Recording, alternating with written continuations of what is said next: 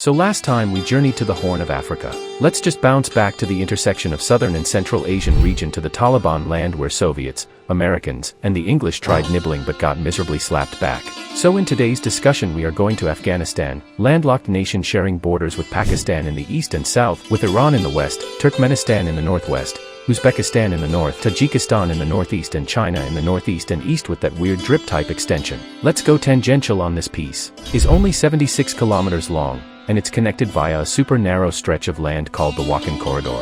This border tail is shaped like a water droplet or a dangling string, wedged between Tajikistan to the north and Pakistan to the south. It was originally carved out during the Great Tension, when British and Russian empires were playing 4D foreplay in the 1800s.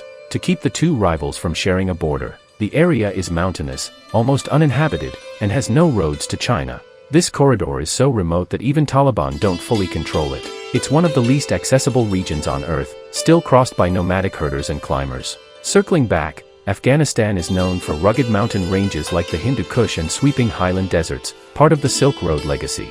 75% of the country is mountainous. Let's meet some Taliban folks and explore their Afghan culture. The main ethnic groups include Pashtun, Tajiks, Hazaras, Uzbeks, Imak, Turkmen, Baloch, Pashai, Nuristani, Gujar, Arab, Brahui, Kizilbash, Pamari, Kyrgyz, Moghol, and others. Pashtun is the largest ethnic group, making up around 42% of the population. They are concentrated in the south and east of the country. Tajik, the second largest group, comprising about 27% of the population. They are primarily found in the north and northeast. Hazara. They make up around 9% of the population and are concentrated in the central highlands. Hazarajat. Uzbek, another significant group, also residing mainly in the north, making up about 9% of the population. They are well known for deeply rooted traditions in hospitality, tribal honor codes, Pashtunwali, and poetry. Their arts are Atan, the national dance, performed in circles during celebrations and battle rituals. Poetry is sacred, even Taliban leaders are known to write verses. Family is central to Afghan society, with strong emphasis on kinship and community support. Their famous festivities are Nowruz, New Year celebrated on March 21st, marking the Persian New Year and the arrival of spring, with traditions like Kain Takani, thorough house cleaning. Guli Sirk Festival, celebrated in Mazar-i-Sharif during the first 40 days of the new year, featuring the blooming of tulips and the Buzkashi tournament. Jashan-i-Dakan, Farmers' Day celebrates agriculture and the new year. Eid al-Fitr and Eid al-Adha, important Islamic holidays with prayers, feasts, and gatherings. Now the best part, food. While they share cuisine with Middle Eastern and Lebanese, their famous indigenous dishes are kabili paleo, saffron rice, lamb, raisins, almonds, national dish. Bolani, stuffed flatbread with potato/spinach. Then mantu and oshak, Afghan-style dumplings. Du, savory yogurt drink, often with mint. Then the famous Afghani paratha/naan and kebab. Various types of kebabs are popular, including chopan kebab, lamb chops, and chapli kebab, minced meat patties.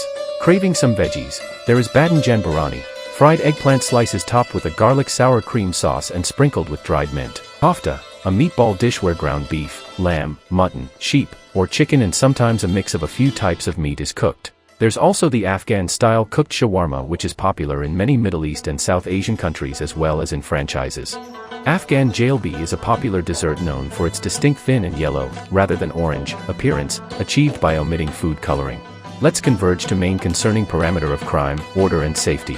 In 2021 Taliban insurgents recaptured Kabul and we all know since then. Law and order differ vastly. Some areas have strict Sharia enforcement, others tribal law, while somewhere there is mass shooting, organized crimes. I'm referring to the killing of 3 Spanish tourists in 2024 on a guided tour.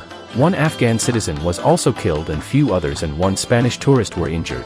Public executions and amputations reported under Taliban rule. In the more than 2 years since seizing control of Afghanistan in August 2021, the Taliban have carried out a relentless and all-encompassing attack on the human rights of women and girls, violating virtually every aspect of these rights. Afghan women are putting their lives on the line, facing surveillance, harassment, assault, arbitrary detention, torture, and exile, to oppose Taliban abuses.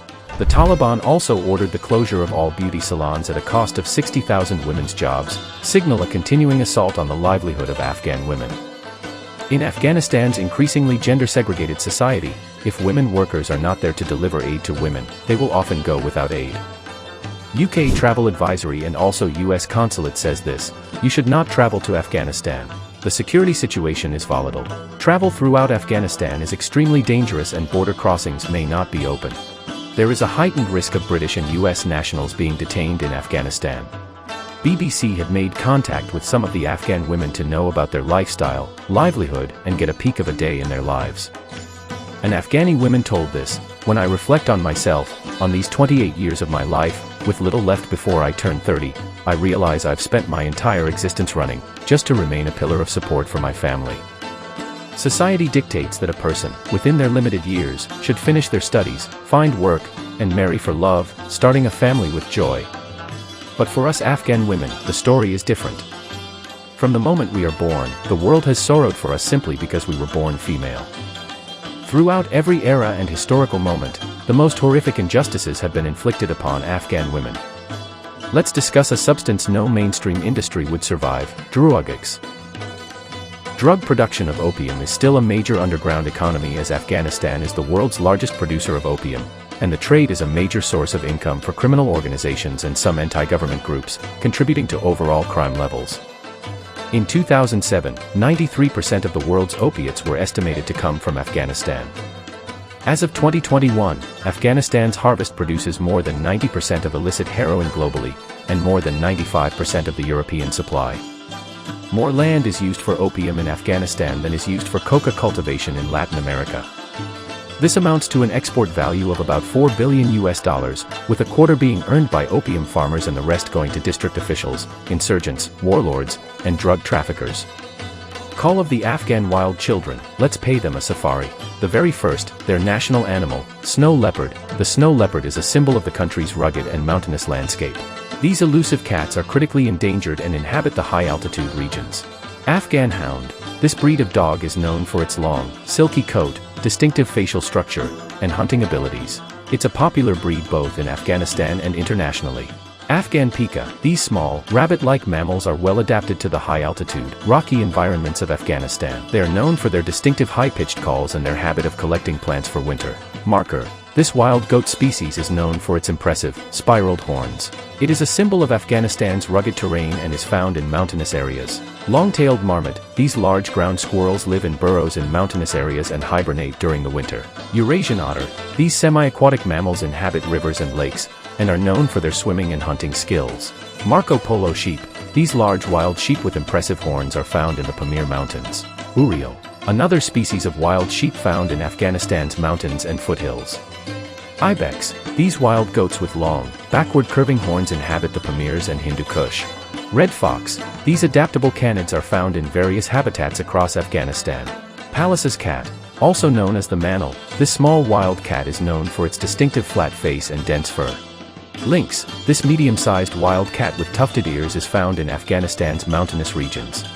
Afghan snowfinch. While this bird is found in Afghanistan, it also breeds in the high mountains of Tajikistan, China, and Pakistan. Laughing dove. This small pigeon has a wide range extending beyond Afghanistan into other parts of South Asia.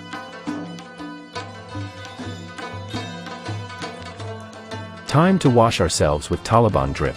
Men wear Parahan tunban, turbans, and cloaks. Women wear only chador or burqa, based on region, at least outside.